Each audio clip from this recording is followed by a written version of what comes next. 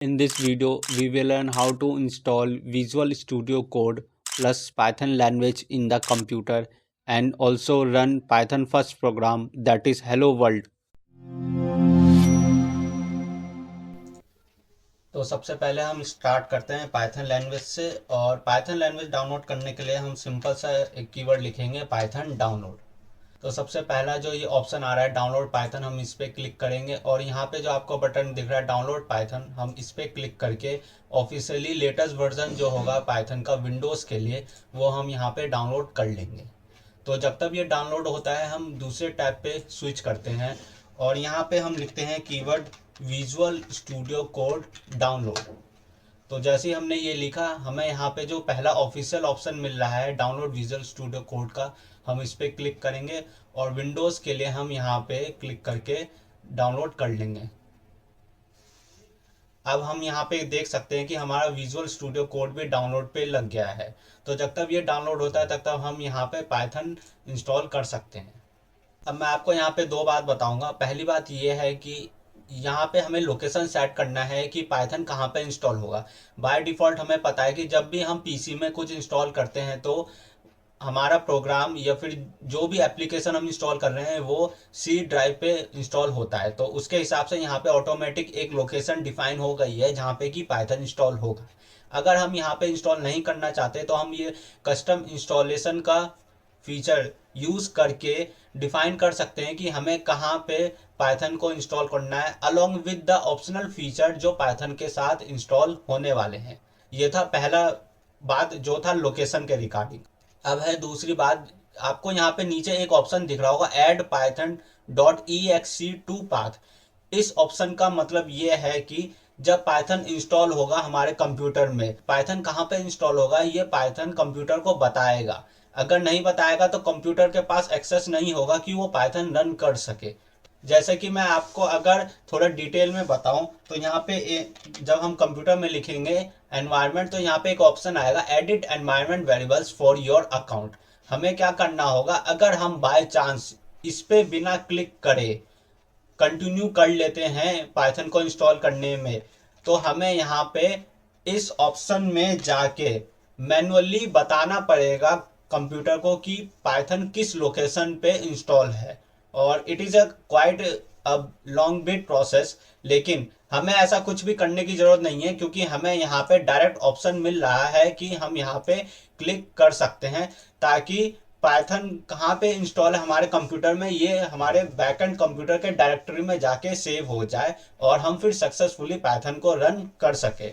लेकिन मैं एक और बात बताऊंगा, अगर आप इंटरेस्टेड है ये जानने में या फिर बाय मिस्टेक आप बिना क्लिक करे इंस्टॉल कर देते हैं तो मैंने एक आर्टिकल भी लिख रखा है इस पे मेरी वेबसाइट पे। आप यहाँ पे इस वेबसाइट पे आके आर्टिकल रीड कर सकते हैं। यहाँ पे install visual studio code and setup environment variables, इस आर्टिकल में मैंने डिटेल में लिख रखा है स्टेप बाय स्टेप कि पहले कैसे विजुअल स्टूडियो कोड इंस्टॉल करना है, फिर पाइथन इंस्टॉल करना है। उसके बाद अगर आप भूल जाते हैं यहाँ पे सेलेक्ट करना add python dot E X T to python option, तो फिर आपको यहाँ पे इस प्रोसीजर्स को पढ़ते हुए विद स्क्रीनशॉट मैंने लगा रखा है ताकि कोई भी कंफ्यूजन ना हो आपको समझने में। आप यहाँ पे स्टेप्स फॉलो करेंगे और कस्टमाइज फिर एक नया पाथ अलॉट करेंगे कंप्यूटर के डायरेक्टरी में जाके और बताएंगे कि कहाँ पे इंस्टॉल है ताकि कंप्यूटर को पाइथन का एक्सेस मिल सके।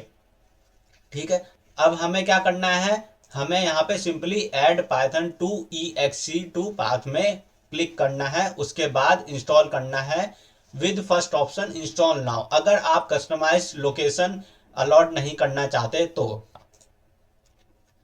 अब आप देख सकते हैं कि यहाँ पे पाइथन इंस्टॉल हो रहा है और अलोंग विद सम फीचर्स जो हमने बाय डिफॉल्ट सेलेक्टेड छोड़ दिए थे क्योंकि वो इम्पोर्टेंट थे।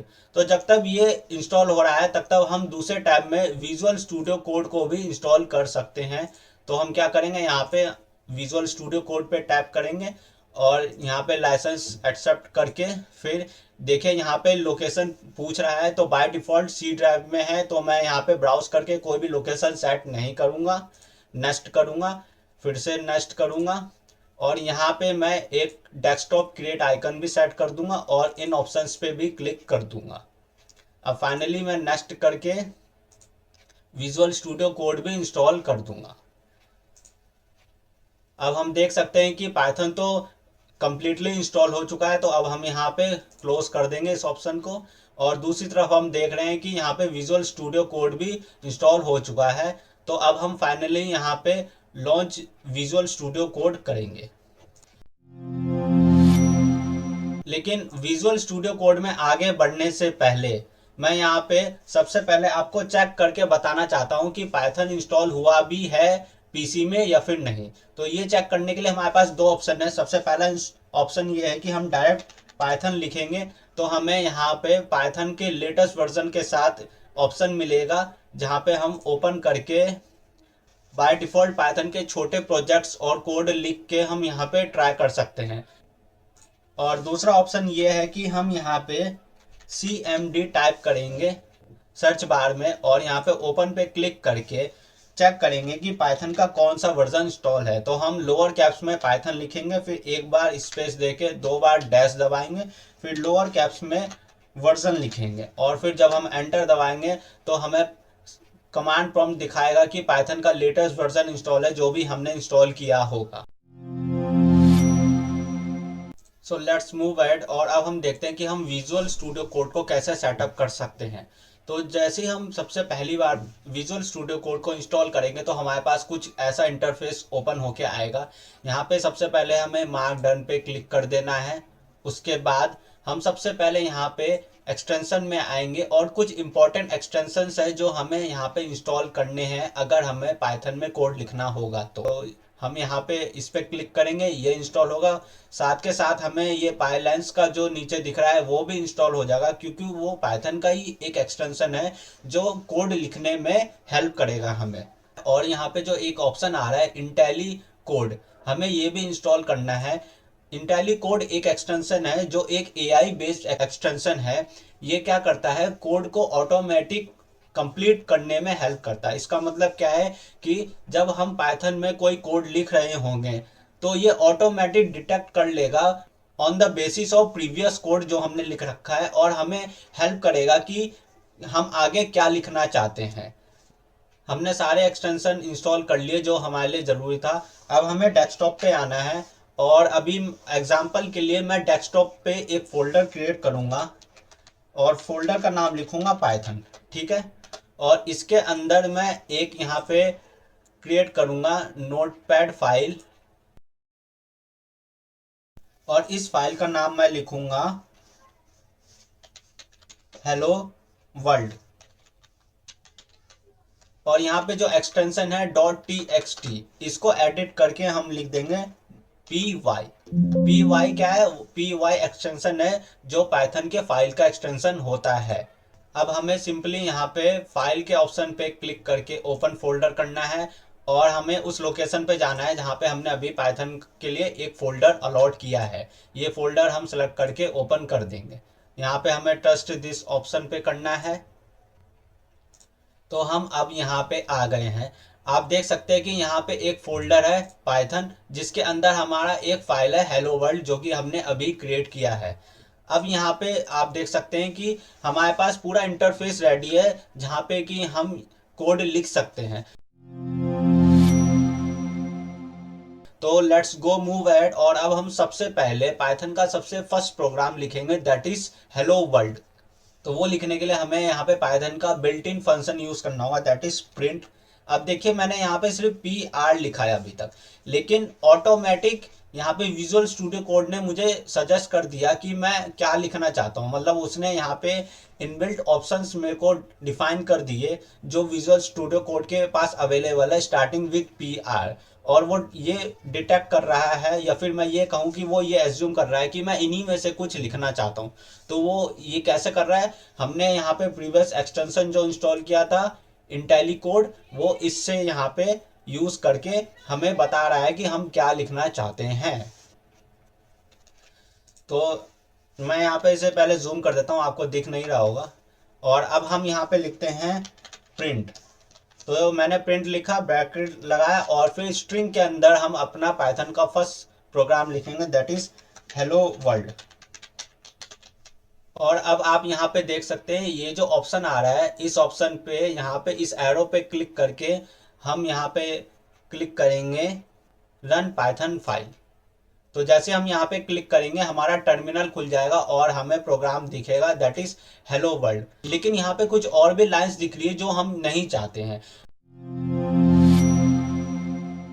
तो वो करने के लिए मैं क्या करूँगा, एक एक्सटेंशन इंस्टॉल करूँगा जो कि हम जब कोड लिखेंगे हमें जस्ट कोड के नीचे ही हमारा आउटपुट दिखेगा, हमें टर्मिनल पे जाने की कोई ज़रूरत नहीं होगी। तो मैं एक्सटेंशन पे यहाँ पे आके यहाँ पे सर्च करूँगा जुपिटर, और मैं यहाँ पे जो पहला ऑप्शन आ रहा है जुपिटर के नाम से मैं इसे इंस्टॉल कर लूँगा।